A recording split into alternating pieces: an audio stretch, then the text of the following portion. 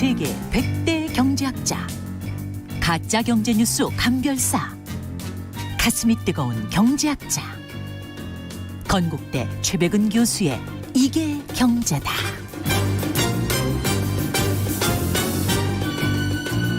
네, 경제 고수만의 탁월한 식견과 통찰력으로 경제 이슈를 분석하는 이게 경제다.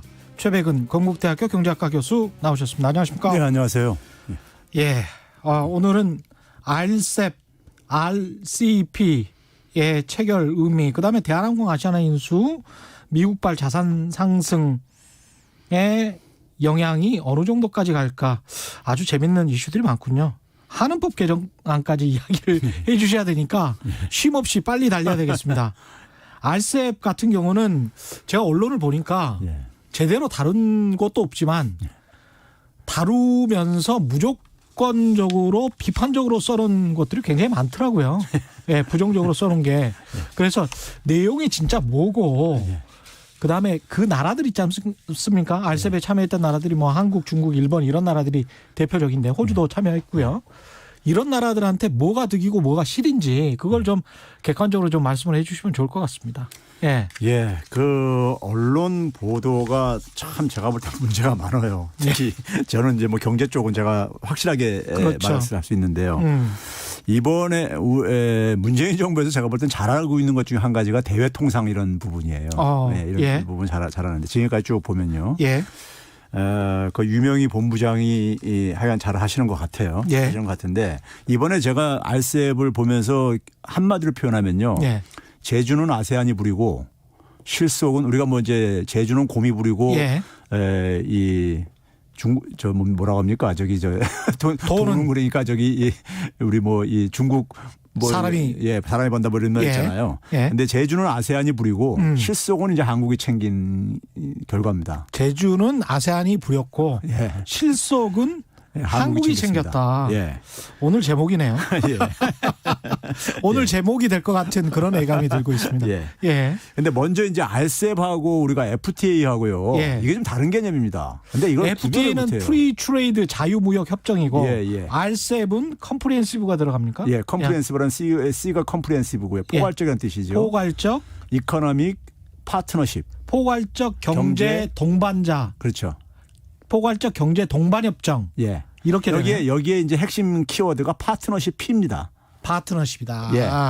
자, FTA는요. 기본적으로 철학이 좀 약간 틀려요. 예. FTA는 뭐냐면 신자유주의에 따라서 신자유주의는 그냥 시장 개방. 예. 그러니까 장벽들 다 없애자 이거 아닙니까요? 그랬죠. 이제 그리고 이제 범위가 주로 이제 무역과 관련된 거나 뭐 최근에는 이제 뭐 금융 쪽도 가지만은 무역, 특히 상품과 서비스. 우리가 우루과이 라운드 생각해 보면 FTA 시작인데 그렇죠. 그때 농산물 때문에 우리가 곤욕을 많이 치렀지 않습니까? 그렇죠. 예. 사실은 농산물 가지고 이야기 많이 했습니다. 이거 FTA는. 그만큼 사람들의 민생, 소민들 타격을 많이 입는 게 FTA다. 이랬었거든요. 한동안은. 원래요. 원래 신자유주의 논리가 나오기 전에요. 나오기 전에 이 자유무역은요. 자유무역에서 농산물하고요. 서비스는 제외를 했습니다. 그랬죠.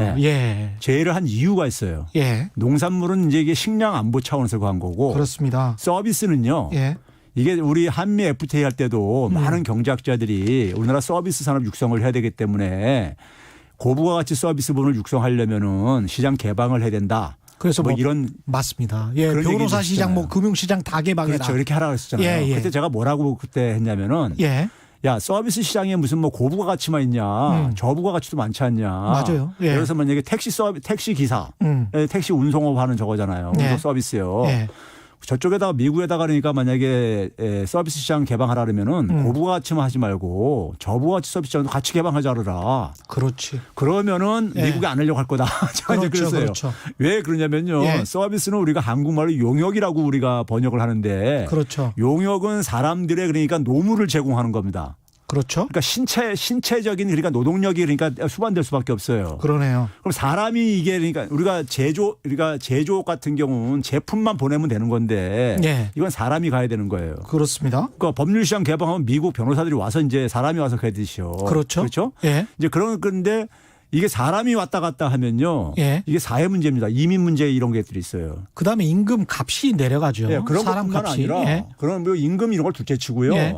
사람이 간다는 건 사람이라는 것은 문화적인 총체예요. 그렇죠. 전혀 다른 그러니까 문화적인 어떤 하나의 이 양식을 가지고 있는 하나의 생명체가 다른 사회로 갔을 때 이질적인 사회로 갔을 때 예. 그게 사회 갈등을 유발할 수 있잖아요. 우리가 흔히 우리가 많은 외국인들 이런 거와 관련해서 우리가 그 겪듯이요. 그렇죠. 그런 것들을 그러니까 사실 그 이게 사회 문제로 되기 때문에 이걸 회피했던 거예요. 예. 근데 서비스 시장 개방하자면서 그러니까 미국인들은 그러니까 일로 고부 가치만 박으면 들어올 수 있고 거기는 우린 별로 나갈 일이 없고. 이민 제한하고 거기는 이민 제한하고 예.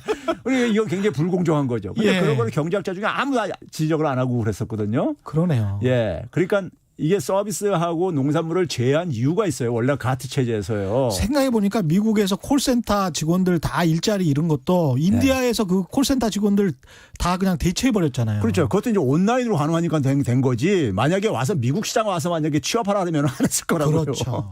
예. 그렇죠. 이게 예. 서비스네. 그렇죠. 서비스는 그래서 원래가 이게 서비스는 원래가 교육 대상으로 안 했었어요. 예. 안 했었는데 근데 이게 신자유주가 가면서 미국이 경쟁력이 있는 부분이 농업하고 서비스 이런 부분이잖아요. 예. 그러니까 자기들한테 유리하니까 그것도 개방하라고 이제 그러니까 이 논리를 만든 거고 예. 거기에 우리나라 학자들이 덩달아서 같이 들기장하는 게 뭐가 뭔지도 모르고 춤춘 거고요. 그게 이제 FTA였다. 예, FTA입니다. 근데 이제 RCEP은 다르다. RCEP은 예. 이 피 파트너십에 있는데 예.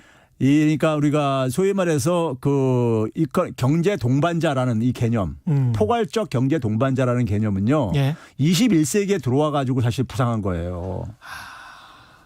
이게 뭐냐면은 이건 약간 협력적인 개념이 있군요. 이게 호혜적인 개념이 있는 거예요. 호혜. 파트너십이라는 용어를 어원을 잘 아시면은 그걸 충분히 이해를 해요. 같이 손에 손을 잡고 같이 가는 거 아닙니까? 파트너십이라는 것은요. 예. 상대방이 존재하지 않으면 나도 그러니까는 존재할 수 없는 이런 관계입니다. 그러네요. 우리가 저기 예. 이 그 파트너의 어원이 그렇게 돼 있어요. 파트너의 그렇죠. 어원이. 예. 그러니까 제가 이 외국에 나가면은 이 교육 문제 많이 관심을 갖고 있는데 예. 외국에 가가지고 그 아이들하고 같이 갔을 때요. 아이가 어렸을 때 학교에서 이제 가정환경 우리나라로 보면 가정환경 조사서 비슷하고 그렇죠. 그러는데 거기에 뭐냐면 니네 부모가 파트너하고 살고 있냐 이렇게 물어보더라고요. 맞아요. 결혼했냐 안 했냐가 아니라 그렇게 물어봅니다. 예. 파트너가 있냐 없냐 이렇게 물어보더라고요. 예. 난 그거 보고선 처음에 굉장히 신선한 충격을 받았어요. 맞습니다. 굉장히 성 정체성 때문에 예, 배려심이 예. 굉장히 있고 그래가지고 그렇게 물어보죠. 근데 파트너라는 게 근데 하여간 이게 소위 말해서 이 한 몸에 우리로 치면 배우자입니다. 그냥 배우자. 그렇죠. 예. 예, 성 정체성을 떠나 배우자입니다. 예. 그 같이 존재할 수밖에 없는 이런 관계가 파트너의 의미에 원래가요. 예. 그러면 이것도 여기에 그러니까 이 경제 동반자 할 때 파트너라는 것은요. 이게 호혜적인 성격을 갖고 있는 거예요. 예. 그러니까 이제 개도국 같은 나라들이 예. 자유무역에 막 물결이 막 부르는데 예. 그거에 휩쓸리게 되면 자기들이 다 완전 파괴될 것 같고 그래. 걱정이 된 거예요. 그렇죠. 그렇죠. 그래서 이들 나라들이 그러니까 이제 생각을 해낸 게 뭐냐면은 이제 호혜적인 협력 관계를 우리도 먹고 살면서 그렇죠. 너희들도 먹고 살아라. 그렇죠. 상호 그러니까 혜택을 볼 수 있는 방향으로 경제 통합을 하자 이거예요. 경제 좋네요. 통합을 하더라도요. 예. 그래서 부상한 개념이 이게 이코노미 파트너십의 개념입니다. 그럼 FTA는 어떻게 보면 사다리를 먼저 올라간 사람들이 예. 다른 쪽에 이 이른바 이제 개발도상국의 시장을 억지로 그냥 예. 열게 하는 그런 그렇죠. 거였다면 예. 이거 같은 경우는 같이 한번 살아보자는 그런 개념이네요. 그렇죠. 그러니까 이게 뭐 FTA는 정글 경쟁에 그냥 시장에 맡기는 거고 그렇죠. 예. 이거는 그러니까 서로 상대방들도 좀 이익을 보고 서로가 서로 입장을 좀 배려해 주자 이런 게 깔려 있어요. 좋네. 예. 예.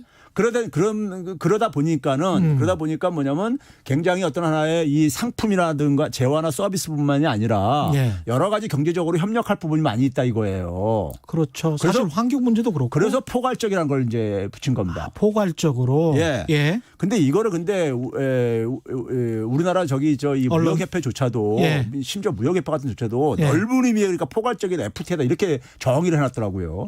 거의 그 굉장히 이 잘못 알고 계신 것들이고요. 완전히 접근법 자체가 다르군요. 철학이 그래서 다르군요. 우리나라가 이 CEP를 맺은 R이라는 예. 것은 그냥 지역이라는 의미니까는 리저널이라는 특별한 의미가 없는 예. 거고요. 예. CEP를 맺은 나라가 인도라는 나라가 있습니다. 인도 있죠. 인도하고 우리가 CEP를 맺었어요. 예. CEP를 맺었는데 CEPA 어그리먼트 해가지고요. 예. CEP를 맺었는데 인도란 나라는 절대 그러니까 자기들이 그러니까는 이 피해보는 일방적으로 피해보는 거 그건 주권 침해라고 생각해요. 그렇죠. 인도란 나라는요. 정말 그리고 인도 사람들이 깐깐하기로 소문났지 않습니까? 그게 굉장히 주권 의식이 굉장히 예. 강합니다. 머리 좋고 깐깐하죠. 네, 주권 의식이 예. 굉장히 하기 때문에 자기들이 일방적으로 피해보는 건 절대 안 합니다. 그래서 우리하고도 CEPA를 한 거예요. 이걸 한 이유가. 예. 그러면 우리가 이런 걸 가게 되면 좀 정리를 좀 제대로 하고 그래요. 그래서 이게 한 8년이라는 시간이 걸린 이유도 가장 핵심적인 이유가요. 예. 일본 같은 나라는 아무래도 뭡니까? 앞에 가는 나라니까는 그렇죠. 빨리 과감하게 개방하자 그럴 게 아니겠습니까? 거기는 시장 개방도. FTA 같은 거를 원했겠지. 그렇죠. 예. 근데 그거를 아세안 국가뿐만 아니라 중국도 반대했고 해서 안 된 거예요. 예. 그래서 이게 시간이 오래 걸린 거예요. 서로 간에 이해를 조정하려다 보니까는요. 예. 그래서 한 것이고요. 예. 그런 점에서 CEP 개념은 그러니까 굉장히 호혜성을 갖고 있다는 점에서 FTA하고는 전혀 다른 성격의 이제 우리가 경제 통합이라는 걸 좀 경제 통합이다. 예. 근데 여기서 이제 한국은 이번에 뭘 얻었고 어떤 겁니까? 그러면 한국부터. 예. 예. 이번에 이제 가장 이제 그 커다란 성과라고 한다면은 이거 모든 나라가 이제 어쨌든 간에 공유하는 건데 예. 트럼프 때 어쨌든 간에 보호주의 기조가 굉장히 강화됐었잖아요. 예. 그걸 이제 방향을 전환하는 하나의 이제 계기가 된 게 하나 있고요. 예. 그건 이제 전체적인 부분이고 우리나라가 예. 이제 얻은 부분들이라는 것은요. 사실 아세안 시장에 대한 접근성을 조금 더 높였어요. 예. 우리가 아세안하고 FTA를 맺었잖아요. 예. 근데 아세안에 대해서 접근성을 좀 높였어요. 관세 뭐 이런 것들을 낮추는 거 이런 것들이라든가요. 예. 그러니까 사실 여기 보게 되면 호주, 뉴질랜드 뭐 일본하고는 우리가 안 했었고 호주하고 네. 뉴질랜드 같은 경우는 이미 우리가 FTA를 한 나라들이에요. 그렇죠. 근데 이런 나라들하고는 그냥 기존 FTA 수준으로 그냥 연장한 거예요. 그냥. 이미 개방을 굉장히 높은 수준에서 했기 때문에. 예. 그렇죠? 예. 그리고 이제 그러다 보니까 아세안이 상대적으로 그러니까 우리하고 FTA를 할 때 좀 이제 시장 개방을 속도를 좀 점진적으로 하기로 했는데 그걸 조금 더 높인 거예요. 예. 속도를요. 예. 그건 우리가 얻은 거죠. 예. 얻은 그렇죠. 거고. 예. 또 하나 이제 얻은 게 뭐냐 중요하게 제가 생각하는 게 뭐냐면요. 이번에 문화 콘텐츠 부분. 문화 콘텐츠. 예. 예. 문화 콘텐츠가 우리가 이제 이 소위 강자잖아요. 소위 그렇죠. 말해서요. 이 예. 한류라든가 이런 것 때문에요. 세계적 강자가 예. 됐습니다. 예. 저는 그리고 이쪽 분야로 결국은 제조업의 공백을 저는 메워야 된다고 생각하는 사람이에요. 결국은 문화 예, 콘텐츠로. 제조업은 어차피 이제 중국한테 계속해서 이 경쟁력에 있어서 가격 경쟁력에서 밀릴 수밖에 없는 이런 상황이고. 그렇습니다. 예. 대체 출구로 그러니까 우리가 이런 쪽으로 저는 가야 된다고 보거든요. 예. 그런 점에서 굉장히 저는 의미 있다고 보고요. 그 다음에 이제 일본하고 관계 속에서요. 예. 일본하고 우리가 어쨌든 간에 그동안에 FTA를 하는 것에 대해서 유일하게 재계가 사업하는 사람들이 예. FTA 하게 되면 항상 찬성하는데 예. 반대했던 나라가 일본이었습니다. 일본이랑 하면 재계 입장에서는 좀 불리하다고 예, 우리나라가 생각하는 이제 거죠. 산업 구조, 기술 구조가 일본하고 어쨌든 간에 종속적인 이런 예. 관계가 있다 보니까 중첩이 우리가 되는 피해를 측면으로. 본다 이거죠. 예. 그래서 반대를 해왔었어요 그동안에요. 재계가 유일하게 반대하는 FTA입니다. 그러니까. 예. 근데 이번에 간접적으로 어쨌든 간에 일본하고도 이런 경제 통합 이런 게 하게 돼 버린 거예요. 그렇죠. 됐는데 상당히 우리한테 바람직하게 된 게 예. 된 게 뭐냐면 우리가 일본에 대해서 경쟁력이 상대적으로 밀리는 부분들이 있잖아요. 그렇죠. 그게 완성품 같은 경우 자동차 정밀기계 뭐 이런 것들입니다. 소재, 부품, 소재. 그건 이제 소재 예. 부분이고 예. 자동차 정밀기계들인데 예. 이런 부분들은 아예 그러니까 관세 양호해서 그러니까 아예 제외를 했어요. 안 하기로. 그거는 계속 이제 관세를 그렇죠. 기존 부과하는. 그렇게 관세 부과하는 걸로요. 그렇게 하고 그다음에 지금 소부장 얘기한 거 소재 예. 부품 장비 같은 경우는 이번에 보게 되면 용어에 비선형 방식으로 비선형. 예, 비선형이라는 말이죠. 직선적이지 않다. 예, 이게 예. 이게 무슨 얘기냐면 한 20년에 걸쳐서 장기간에 걸쳐서 그러니까는 소부장 산업을 개방을 하는데 예. 하면은 그러니까 20년이라고 한다면 지금 전혀 개방 안 한 상태라고 가정한다면요. 예. 5%씩 매년 이렇게 평균적으로 5%인 거잖아요. 그게 선형이죠. 선형이죠. 그게. 예. 근데 비선형은 뭐냐면 19년까지 아무것도 안 하다가 개방 안 하다가 예. 20년째 가서 한꺼번에 다 개발 100을 채우면 되는 거예요. 그냥 이렇게. 그동안에 기술 축적을 충분히 해놨다. 기술 그렇죠. 축적할 시간을 본 거네. 그렇죠. 우리는 지금 소부장 산업 육성을 작년부터 드라이브를 걸었잖아요. 예. 걸었으니까 이 속도로 좀 쫓아가면 그러니까 그 정도 시간이면 10년 내지 20년 후면은 할만하다 이거 이렇게 이제 할 수가 있잖아요. 전략을요. 좋네. 그거 굉장히 좋은 거죠. 그래서 일본이 우리한테 얻어낸 게 없어요. 지금 별로예요, 사실. 그러네요. 예. 20년의 그 타임 프레임 그대로 맞춰갈 게 아니고 예. 19년 동안 열심히 따라잡은 다음에 그렇죠. 마지막에 2040년경에 예. 그래 그러면 하자 뭐 이렇게 해도 된다는 말씀이죠. 그렇죠. 예. 그게 비선형이에요. 비선형 철폐요. 아, 좋네요. 예. 그래서 일본 국내에서 그러니까 한국만 좋은 일 시켰다 이런 얘기도 나오는 일본 보도에서 나오는 이유가 바로 그런 배경이에요. 예. 그러면 이제 일본은 뭘 얻었냐? 일본은 중국 시장 접근을 얻은 거예요. 중국이랑 그랬죠. 맞습니다. 예. 중국하고 FTA가 안 돼 있는 상태니까는 예. 이걸 이제 얻어낸 거예요. 중국 시장 우리는 접근이. 중국이랑 FTA가 있고 돼 있죠. 그렇죠. 예. 돼 있는데 중국이 이번에 얻은 게 있잖아요. 예. 사실은 지금 미국이 인도 태평양 전략 쿼드라고 우리가 얘기를 하죠. 이거 가지고 밀어붙이고 있는데 봉쇄를 하고 있는데 예. 봉쇄하고 있는데 어쨌든 간에 중국은 그걸 뚫고 나가야 되는 거잖아요. 그렇죠. 저 대륙으로는 뚫고 나갈 데가 없어요. 땅으로 막혀가지고 나라로 막혀가지고 저 예. 태평양이 좀 열려 있죠. 그렇죠. 근데 그걸 뚫고 나갈 수 있는 구멍을 만든 거예요. 중국은 어쨌든 간에. 그러네. 예. 그러네. 아세안 지역이라든가 이쪽 이제 자기들 주변에 있는 지역들을 그렇죠. 어쨌든 간에 통합을 하기로 했으니까는 예. 그리고 자기들은 통합만 하게 하면은 궁극적으로는 그러니까 중화경제권으로 다 포섭할 수 있다고 생각하는 거예요. 속으로는 그렇게 생각할 겁니다. 지금도 중국 사람들은. 아세안은요. 예. 중국 시장에 대한 수출 의존도가 50%가 넘어요. 그러니까는 그 자신감이 있는 거죠. 중국은요. 그러니까 어차피 예. 중화경제권에 다 들어올 수밖에 없다고 보는 거고 그렇게 되게 되면 이제 뭐 태평양으로 이제 길은 열린다고 생각하는 거고 중국은. 예. 그래서 중국이 조바심 나니까는 예. 빨리 바이든이 다른 짓 하기 전에 TPP 끌고 나오기 전에 자기가 양보를 좀 하면서 예. 일본은 그걸 이제 좀 뜯어낸 거고. 이런 권력의 공백 상황에서 빨리 해버린 거군요. 그렇죠. 예. 이거 빨리 해야지만이. 재밌네. 예. 예. 그래서 이제 이 중국이 양보를 했지만 중국도 이제 얻은 거 있는데 예. 반면에 이제 인도가 이제 그러니까는 최종 참여를 거부를 했잖아요. 예. 그러니까 인도까지 만약에 참여시켰으면 중국은 그러니까 만세 부를 수 있을 거예요. 그렇죠. 인도 시장을 또 할 수 있으니까. 인도가 지금 쿼드에 예. 지금 한 멤버잖아요. 지금요. 예. 미국하고 지금 저기 인도하고 일본하고 호주가 저거잖아요. 예. 근데 인도를 그러니까 못 끌어들인 것이 이게 지금 하여간 중국 입장 속에서는 아주 그냥 굉장히 뼈아픈 부분이죠. 인도는 이쪽으로도 저쪽으로도 갈 수 있다라는 그 측면에서 계속 레버리지 지렛대를 이용할 수도 있겠습니다. 그렇죠. 이제 인도는 뭐냐면 자기들도 예. 제조업을 지금 육성하는데 온 힘을 쏟고 있는데 중국처럼 되고 싶어 하는 거 아니에요? 그렇죠. 중국처럼 중국하고 개방하게 되면은 예. 이게 육성이 안 된다고 보는 거예요. 그러네. 예? 제조업에 너무 타격을 본다 보는 거예요. 그러네요. 그래서 인도는 그러니까 탈퇴한 거예요. 근데 인도가 나머지 나라들하고는 대충 다 돼 있어요. 이미. 그렇죠. 중국 빼놓고는요. 예. 근데 중국하고 하는 건 별로 남는 장사가 아니라고 생각한 거죠. 아무리 생각해도. 예. 그 우리 입장에서 중국 시장에서 일본이 이제 FTA가 안 돼 있었는데 이번에 RCEP을 통해서 들어갔단 말이죠. 예. 그렇게 되면 중국 시장에서 우리가 뭐 그동안에 상당히 점유율이 떨어져 오긴 했지만 그래도 우리만 이제 들어갔었던 건데 일본 제품이랑 경쟁하면서 우리가 약간 좀 점유율을 좀 낮춰지게 할 수 있지 않을까. 그래서 좀 걱정되는 측면은 없습니까? 그런 부분이 있죠. 예. 그런 부분이 있죠. 근데요. 지금 일본하고 경쟁하는 부분들이 대부분이 예. 이미 우리가 굉장히 중국 시장에서 점유율이 하락하는 이런 산업들이에요. 예. 자동차라든가. 그러네. 그래서 뭐 지금 뭐 일본이 없었을 때도 예. 일본이 지금 기존의 그러니까 관세 체제 속에서도 예. 뭐 일본 자동차가 중국에서 더 많이 팔리고 그러니까요. 이미. 예? 하기사 지금 저 중국에서 제일 잘 팔리는 차들은 이제 폭스바겐이나 그런 독일 차들이 많이 예. 팔리잖아요. 예. 외산 차들로 보면 중국 차를 제외하면 그 전형적인 또 반일 감정이 언제 또 갑자기 치솟을지 모르기 때문에 또 중국인들이. 근데 이제 또 예. 하나가 중요한 게 뭐냐면요. 예. RCEP 통해서 일본을 통해서 우리가 얻어낸 게 뭐냐면은 일본하고 작년에 우리가 일본이 수출 규제를 했었잖아요. 그랬죠. 이제 그걸 못 합니다.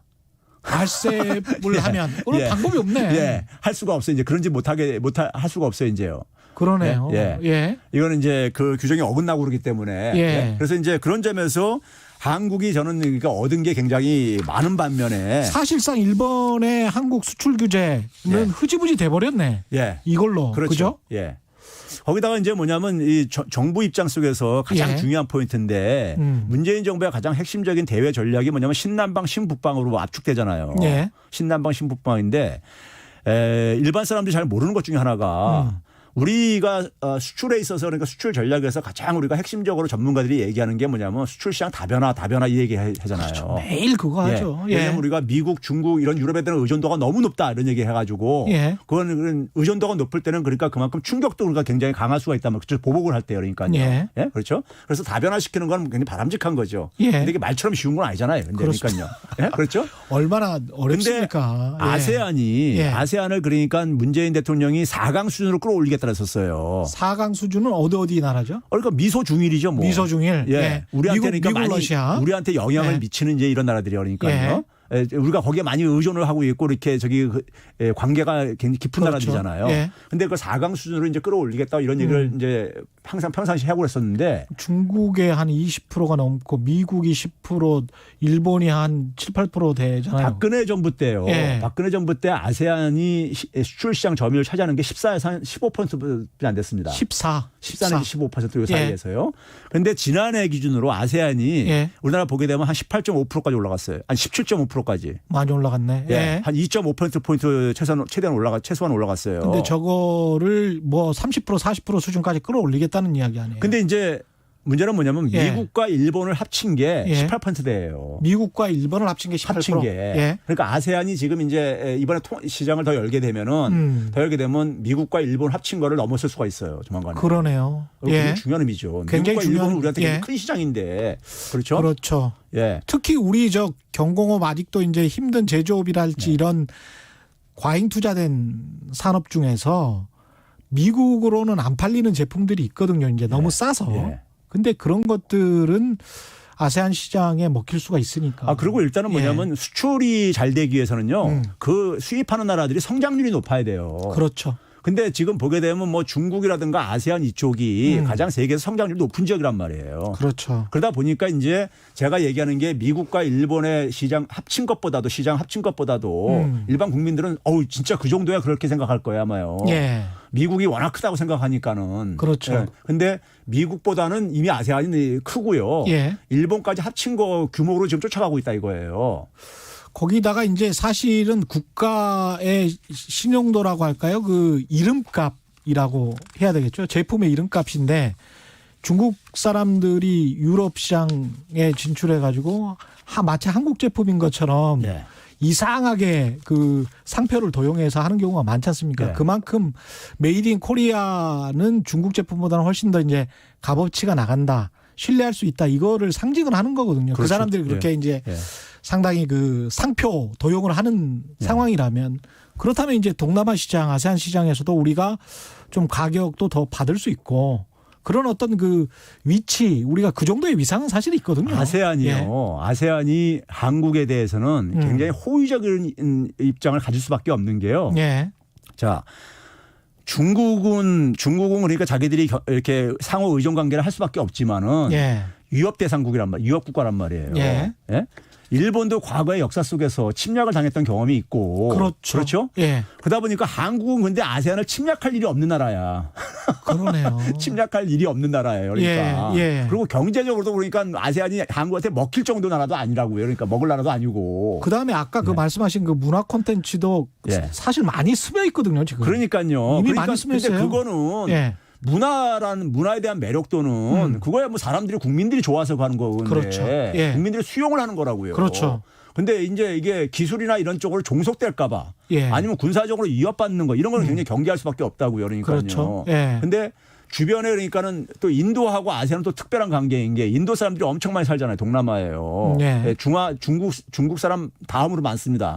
그쪽으로 많이 넘어왔었기 때문에 예. 인도가. 예. 그러다 보니까는 지금 이 아세안이 예. 가지고 있는 아세안이 이걸 아세안을 결성한 이유가 자기들은 개별적으로 하게 되면 다 주변 국가한테 다 먹힌다 생각해서 예. 이거 자기 공동 대응하자 해서 만든 거란 말이에요. 그렇죠. 그런데 가장 아시아에서 파트너가 될 국가는 그냥 한국인 거예요. 한국밖에 없는 거예요. 솔직히 말해서요. 잘하면 허브로도 갈 수도 있겠습니다. 그렇죠. 우리가. 제가 그래서 그 다음에 예. 얘기하고 싶은 게 축으로. 우리한테 지금 마지막 남은 과제가 신북방인데 예.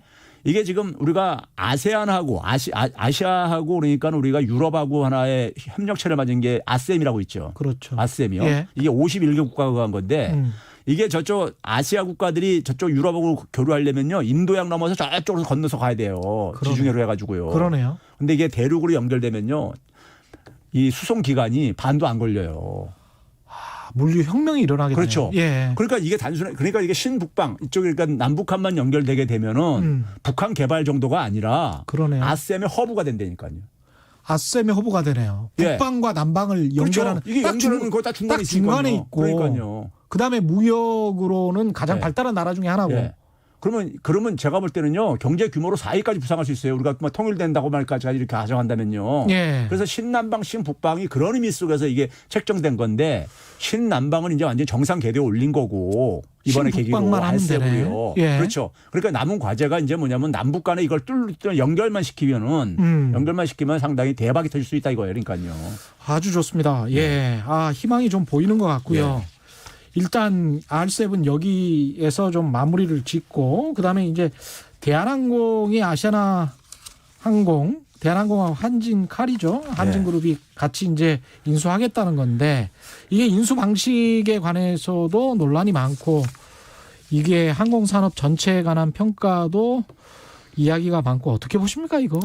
예. 이거는 사실 저는 이걸 딱 보면서요. 어떤 생각이 들었냐면은 예. 우리 두 항공사가 다 국민들한테 짜증을 준 기업들이에요, 사실은요. 뭐 사랑받는 항공사는 없었죠. 아니, 그 대한항공이야 뭐 조씨 형제들 다 너무 잘 알려 있는 예. 얘기고. 예. 근데 이 그 아시아나 같은 경우도 예. 박상구 회장에 대한 거를 국민들이 벌써 잊어버린지 모르겠는데. 네. 잠깐만요. 예. 잠깐 강풍 경보가 있어서 예, 강풍 경보 알려드리겠습니다. 2020년 11월 18일 오늘 4시 30분 흑산도 홍도 지역에 강풍 경보가 발효됐습니다. 노약자나 장애인 등이 있는 가정에서는 비상시 대피 방법과 연락 방법을 가족 또는 이웃 등과 미리 의논하셔야 되고요. 유리창 근처 유리 깨지면 다칠 위험이 있으니까 피해야 되고요. 쓰러질 위험이 있는 나무, 전신주 밑은 피하고 안전한 거물로 대피하시기 바랍니다. 바닷가는 파도에 휩쓸릴 위험이 있으니까 나가지 마시고요. 공사장 등 물건이 날아오거나 떨어질 위험이 많은 곳에서는 가까이 가지 않도록 해야 합니다. 강풍이 불 때는 다른 차와 안전거리를 유지하고 강한 돌풍에 차량이 차선 밖으로 밀릴 수 있으니까 주의하시기 바랍니다. 예. 강풍 경보 말씀드렸고요. 예. 계속해 주시죠. 예. 이 그 국민들 좀 이제 그 기억력을 되살려주기 위해서 예. 박상구 회장이 2번 퇴진을 했었습니다. 그리고 2번 복귀했어요. 맨날 퇴진한다고만 했던 것 같아요. 예, 한 10년 전에 10년 전에 금융위기 이후에 예. 대우건설 하려다가 형제의 난이 그 당시 벌어진 적이 있었어요. 거기도요. 맞다. 대우건설 인수 맞습니다. 예. 그래가지고 한번 부실화되면서 퇴진했다가 예. 다시 또 이제 그러니까는 그 당시도 산업은행이 주요 채권 저거 했었고요. 그렇죠. 그렇죠. 예. 근데 이제 그때 이제 그래가지고 했다가 또 얼마 전에 지금 이건 뭐 이제 그렇게 오래된 일 아닌데 기내식 파문이 있었었죠. 그렇습니다. 그렇죠. 예.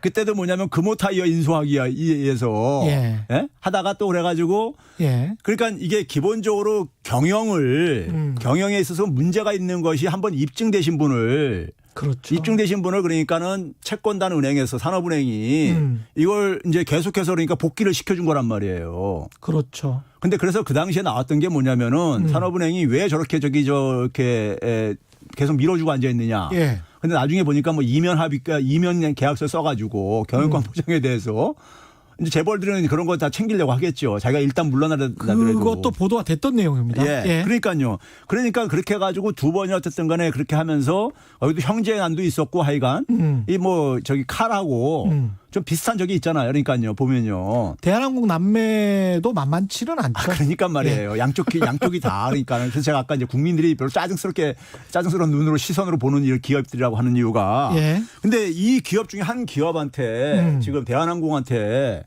정부가 쉽게 얘기하면 뭐 여기 기사들은 뭐 어렵게 무슨 뭐 삼자 배정 무슨 뭐 저기 유상증자 이런 쓰고 예. 그다음에 뭐 교환사채 뭐 이런 걸 쓰고 그러는데 예. 기본적으로 정부가 8천억 그냥 지원해 주는 거잖아요. 사실상 지원해 준 거예요. 8천억 그냥 지원해 주는 거죠. 뭐 솔직히 담보라고 조원태 회장 그 담보 무슨 뭐 6% 예. 그거는 이미 담보가 여러 은행에 이미 돼 있더만요. 예. 그러니까 그게 한참 후순위로 밀리기 때문에 산업은행 입장에서는 8천억 그냥 내준 거예요. 그러니까 대한항공이 아시아나 예. 인수하려면요 1조 8천억 원이 든다는 거 아닙니까? 예. 근데 그중에 8천억 원을 정부가 그러니까 대주는 거예요. 쉽게 얘기하면요. 근데 그래놓고 정부는 예. 무슨 지분을 받은 것도 아니야. 이미 그건 빌려줬어요. 지금 빌려주고 이미 빌려주고 나중에 그러니까 그걸 주식으로 이제 어쨌든 간에 유상증자 해가지고 아니, 주식으로 배분 받는다는 거 아닙니까? 그게 제3자 배정 유상증자 아닙니까? 아니 근데 왜 꼭 항상 이제 하던 방식으로 이렇게만 하는지 모르겠는데 가령 독일이 했던 루프트한자 국유화처럼 네. 그렇게 그냥 정부가 책임지고 이게 구조조정 제대로 해놓고 네. 정부가 하겠다. 네. 그리고 항공사를 국유화한다고 해서 뭐 그렇게 이게 나쁜 일인가 그런 생각도 들긴 하고요. 다 네. 왜냐하면 독일, 프랑스 다 했기 때문에 예. 우리는 그런 발상을 안 할까요? 아 그러니까요. 지금 예. 이걸 하나 보세요. 아까 이제 시작할 때 이제 멘트를 최 기자님이 예. 말씀하셨지만은 오프닝 우리 예. 기업한테 지원하는 것에서는 굉장히 아주 후회요. 예. 그리고 이게 시장이라고 생각하고 국유화라고 하면 또 분명히 보수 언론에서 그러면 그 공산당으로 가는 거야? 뭐 이렇게 이제 또 이야기를 할 거기 때문에 예.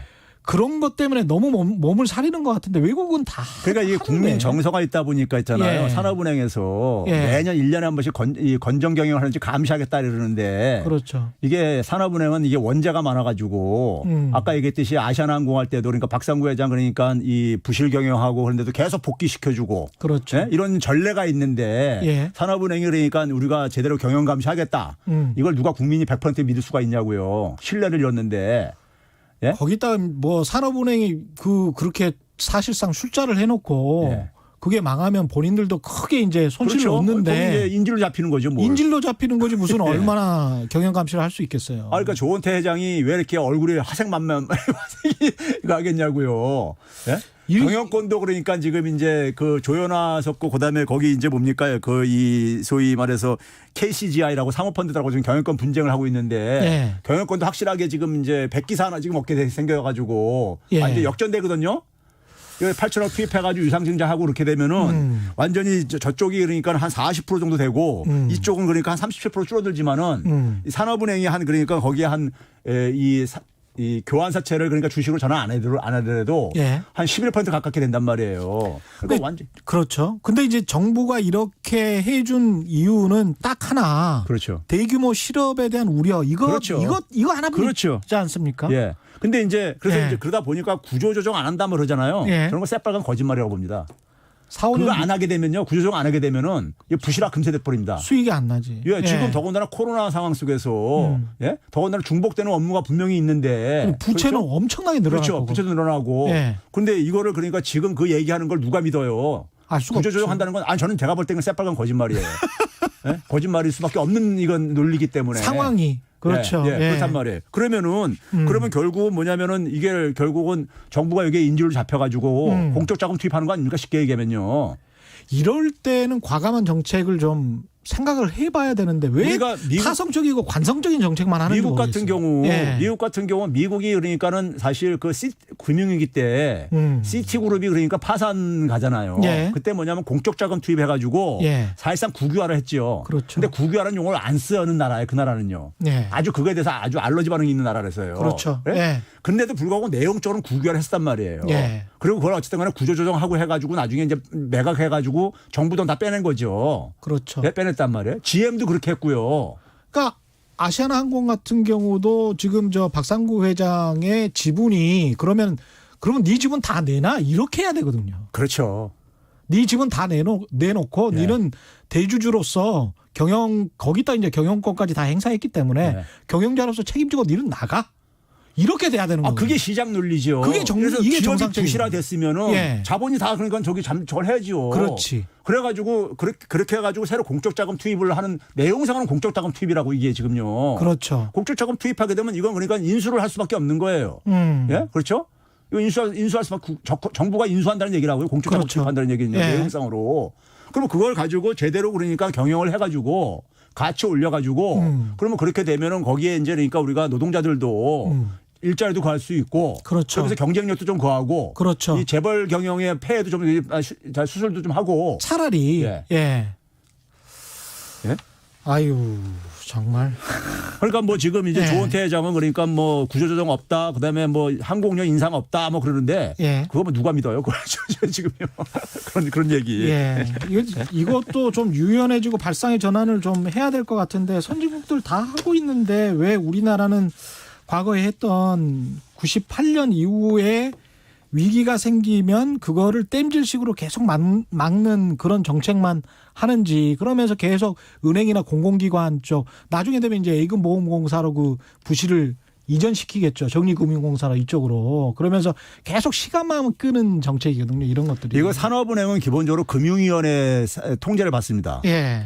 예? 금융위원회요. 예. 금융위원회에서 금융위원장이 이거 혼자 결정 못합니다. 그렇죠. 예? 예. 결국은 제가 볼 때는 더 위에 그렇습니다. 예? 해서 결정을 할 수밖에 없는 구조거든요. 과거 이제 외환은행 론스타 넘어갈 때도 예.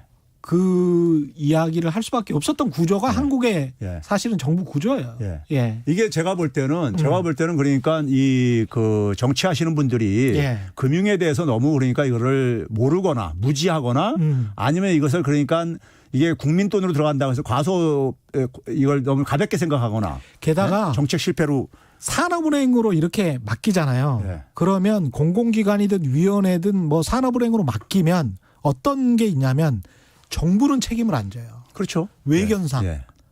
정부는 책임을 안 져요. 돈을 투입한 것은 사실은 기재부거든. 근데 제가 이제 얘기한 예. 게 근데 이게 이 의사결정 구조상 예. 아까 얘기했잖아요. 산업은행 저거 총재는 금융위원회가 이게 가게 돼 있어요. 예. 예, 금융위원회가 이거는 할 책임을 갖고 있어요. 그렇죠. 금융위원장은 누가 구합니까?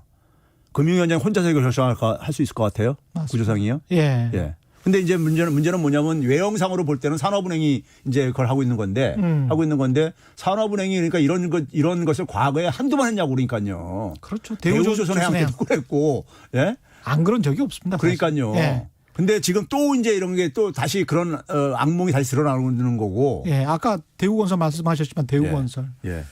뭐 산업은행 안 거친 기업들이 없죠. 주제를 좀 바꿔서 지금 3월에 우리가 코로나 위기 이후에 전 세계적으로 자산 시장이 폭발을 하고 있습니다. 주식 시장이 이렇게 터지고 있고. 근데 이제 부채는 제가 오늘 어렴풋이 보니까 2000년도에 선진국들의 부채가 280% 됐는데 지금 2020년은 모든 부채, 정부 부채, 가계 부채, 기업 부채 합해서 280%였던 게 20년 만에 400%가 됐더라고요.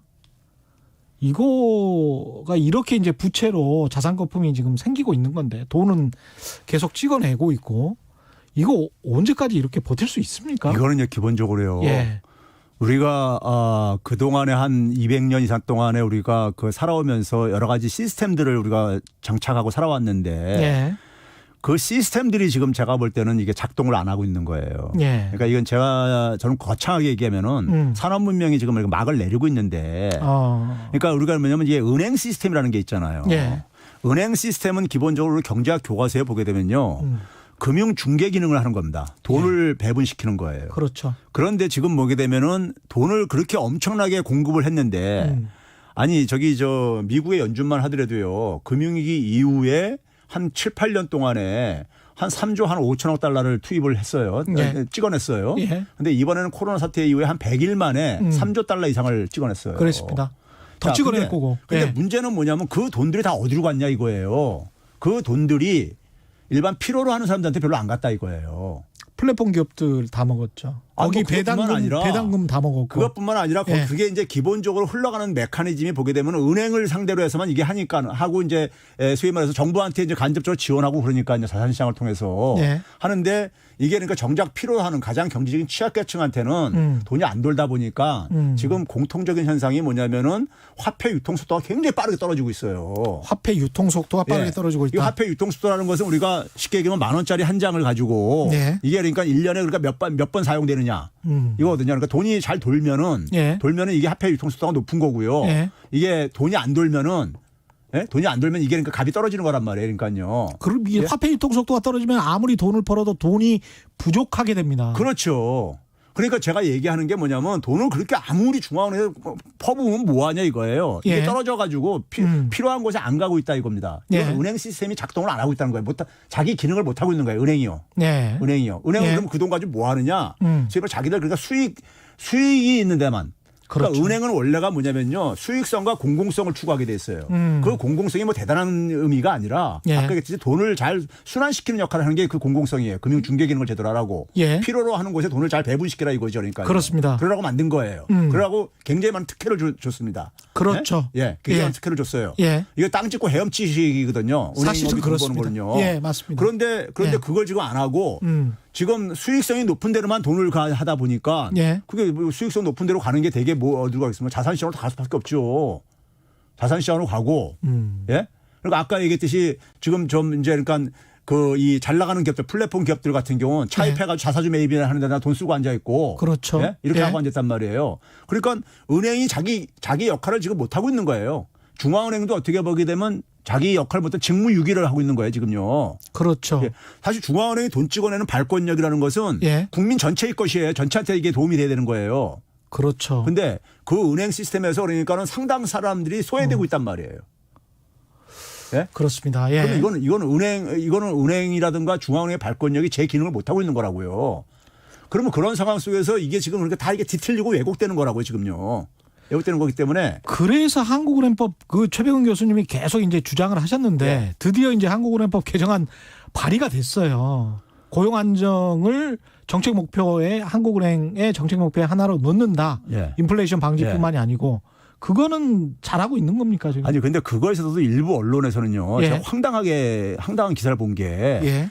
문재인 뭐라고요? 정부에다가 코드 맞추는 하는 법도 그러니까 코드 맞춰서 개정하냐 뭐 이런 식으로까지 기사를 낸 언론이 있어요. 그 국민의힘 간사가 예. 국민의힘 기재위 간사가 발의한 법이에요. 아니 저는 근데 그걸 떠나가지고 누가 예. 발의를 떠나가지고 예. 그 기자나든가 그 신문사가 예. 얼마나 이게 엉터리고 한심하다고 생각이 드냐면은 예. 미국의 연준은요. 예. 미국의 연준은 통화 신용 정책의 목적에 첫 번째가 완전 고용으로 돼 있어요. 맥시멈 인플로이먼트라고요. 예. 기자들 좀 제발 좀 연준에 거기 들어가게 되면 연준법 있으니까 한번 읽어보세요 한번요. 두 번째가 물가 안정으로 돼 있고요. 예. 그렇죠? 근데 우리나라는 뭐냐면은 이 완전 고용에 대해서 고용 안정에 대해서 이게 없어요. 굉장히 보수적으로 만들어 놓은 거예요. 예. 이게 그러면 완전 고용하고 물가 안정을 배치한 이유가 있어요. 미국 연준은요. 이거 계급적인 타협입니다. 아. 자, 쉽게 얘기해서 우리가 중앙은행은 돈을 공급하는 곳이란 말이에요. 발권력을 이용해서요. 예. 그러면 돈을 찍어냈을 때 우리가 화폐 가치가 떨어질 수가 있죠. 그렇죠. 근데 그거는 누가 싫어하겠습니까? 상대적으로요. 돈이 많은 사람이 싫어해요. 자기 재산 가치가 떨어지니까요. 그러네요. 그렇죠? 예. 그런데 그래서 이제 그걸 물가 안정을 못 박아 놓은 건데 돈이 없는 사람들은요. 화폐 가치가 떨어져도 별로 손해 볼 게 없다고요. 예. 그 사람들한테 필요한 건 뭐냐? 일자리라고요. 예. 자기 소득이 없어서 고통받는 사람이니까요. 그렇죠. 그래서 일자리를 만드는데 그러니까 중앙은행이 역할을 해달라고 해서 완전고용을 집어온 거라고요. 예. 그래서 이게 계급적인 타협이에요. 이게 완전고용과 물가 안정은요. 예. 국민 대다수를 위해서 발권력을 사용을 해야 되는 거니까요. 예? 그래서 타협을 본 거예요. 이해 타협을. 그런데 우리나라는 뭐냐면 물가 안정에만 돼 있고 그렇게 돼 있는 이유가 왜 그렇습니까? 금융통화위원 7명 구성하는 중에 한 명은 은행연합회에서 추천하고 한 명은 대한상공에서 추천하고 예? 그러네. 돼 있는데 거기에 무슨 노동자라든가 무슨 뭐 자영업자라든가 청년들 자영업자가 600만 명이 넘는데 거기 뭐 자영업자 대변하는 사람이 있습니까? 그러네요. 예. 그래서 우리는 굉장히 보수적인 거예요. 예? 아, 공기업 이사회만도 못하네. 그렇죠. 예. 그래서 제가 평상시에 한국은행 민주화해야 되고 금융민주화해야 된다고 하는 이유가 우리가 신용대출 중에서요. 한국은행이 딱 발표하는 신용대출 중에서 예. 우리나라 전체 신용대출 나가는 것 중에서 60% 금액으로 보면 60% 정도가요. 예. 제2재산금융권에서 나갑니다. 예? 40%만 은행에서 나가요. 40%만 안정된 직장을 가지고 있다는 얘기죠. 그렇죠. 그래 거기다가 뭐냐면 한국은행이 2011년에요. 금융이 터지고 나가지고 예. 하나 또 자기들이 권한을 추가한 게 있어요. 그게 금융안정이라는 게 들어가 있습니다. 예. 그게 이제 미국은 연준이 그러니까 은행에 대해서 다 이제 그걸 우리나라처럼 금융위원회 이런 데가 하는 게 아니라 예. 연준에서 다 관리 감독하다 보니까는 연준이 금융안정을 기능을 하는 것을 자기들도 좀 그러니까 하게 해달라고 해가지고 예. 그 당시 금융감독원이라는 데서는 굉장히 반대했죠. 자기들도 권한 뺏기니까요. 예. 근데 이 금융안정을 그러니까 목적으로 설정을 해놓고 예. 금융안정의 가장 장애물이 뭘로 돼 있냐면요. 경제학계에서요.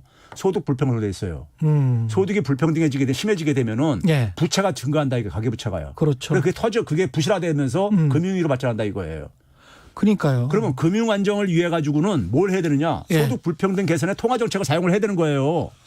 그 이야기를 너무 많이 해요. 그래요. 예. 너무 많이 해요. 근데 우리나라로만 오면 그게 이상하게 좌파가 돼. 한국은행에서는 아니 미국에서는 미국의 소위 말해서 우파 학자들이 그런 얘기를 한단 말이에요. 아니 근데 너무 유명한 전문지들에서도 경제지들에서도 미국이나 영국이나 그 이야기를 너무 많이 하는데 네.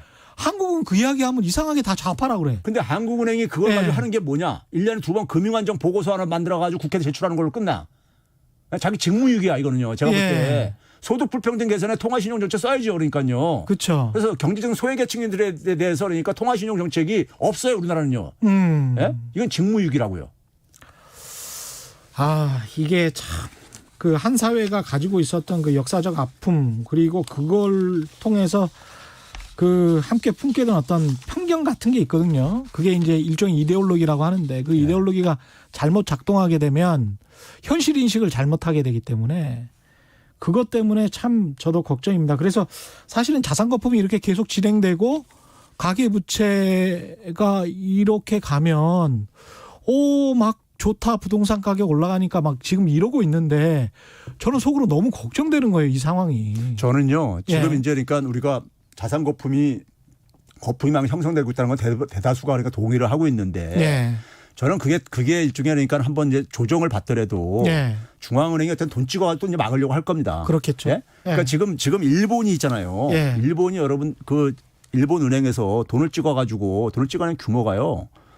GDP 대비 지금 보게 되면 131%가 넘었어요. 예? 넘었습니다. 예. 예? 어느 정도냐면 한 700조 엔 정도를 찍어냈어요. 아, 예? 찍어냈는데 우리로 엄청나게 찍어냈거든요. 7천조 원이네. 그거 가지고 뭐냐면 ETF 이런 걸 사들고 앉아있고 그러다고요. 그중에 상당 부분을요. 주식 부양하고 앉아있고 이렇게 하고 앉아있다고요. 예. 저는 미국도 그런 식으로 이걸 자꾸만 하게 되면은 일본화 될 가능성이 있다는 것이고 그다음에 여러분들이 생각할 게 제가 청취자들한테 꼭 한마디 해주고 싶은 게 예. 위기는 똑같은 형식으로 오지 않는다. 위기는 똑같은 형식으로 오지 않는다. 예, 우리가 2008년대 금융위기 올 때 누구도 예측 못했었죠. 대부분요. 그랬죠. 예. 예? 이번에 코로나19도 누구도 예측을 못했죠. 다음에 오는 금융위기는 똑같은 그러니까 과거 2008년 같은 형식으로 안 온다 이거예요. 예, 그런 점에서 그러니까 우리가 대비를 하기 굉장히 힘들다 이거예요. 그래서 경제를 정상화시켜야 되는 것이지 금융시스템 섞어 이게 해법이지. 그러니까 이거를 그러니까 이렇게 방치하는 것은 이건 결국 뭐냐면 또 다른 위기를 그러니까 스스로 만들어내는 것뿐이에요. 오늘 말씀 감사하고요. 지금까지 최백은 건국대학교 경제학과 교수와 함께했습니다. 고맙습니다. 네, 감사합니다. 네.